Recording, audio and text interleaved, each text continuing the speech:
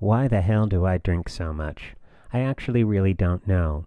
I've got a few reasons, ideas, and theories, but I'm pretty aware that they could just as easily be cop-outs, excuses, and rationalizations. Maybe it's because this cocktail glass looks a lot cooler than this smoothie bottle. Maybe it's because I'd rather watch that movie Barfly than It's a Wonderful Life. Maybe it's because when I drank in my teens, it was fun. Maybe it's because when I drank in my early 20s, it was fun.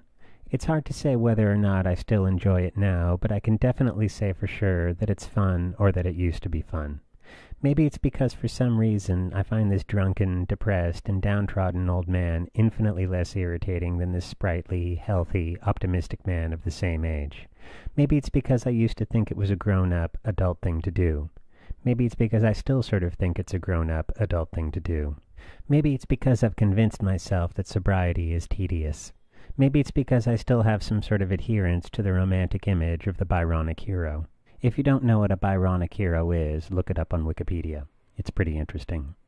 Maybe it's because I'm beginning to resent living in a low-fat, low-cholesterol, UV-protected, gluten-free, reduced-sugar, low-sodium, soybean-based, non-smoking world.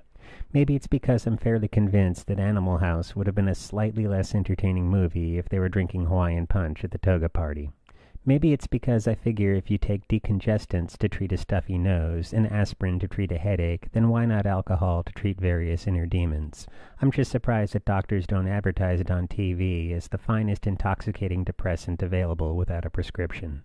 Maybe it's because I've heard millions of awful stories of drunks losing their jobs, neglecting their children, and driving their cars off cliffs, and I've never done anything that bad, so what the hell do I care?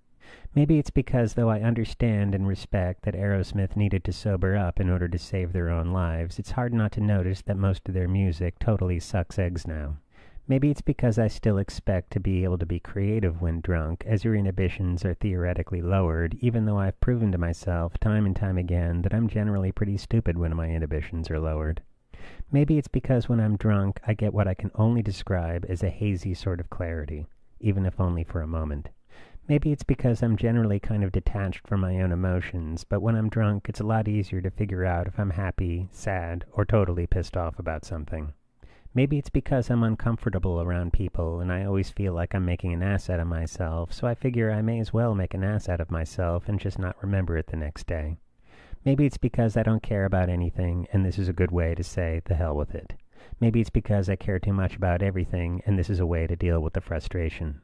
Maybe it's because I grant myself the serenity to defy the things I cannot change, the courage to ignore the things I can, and the wisdom to just not give a fuck.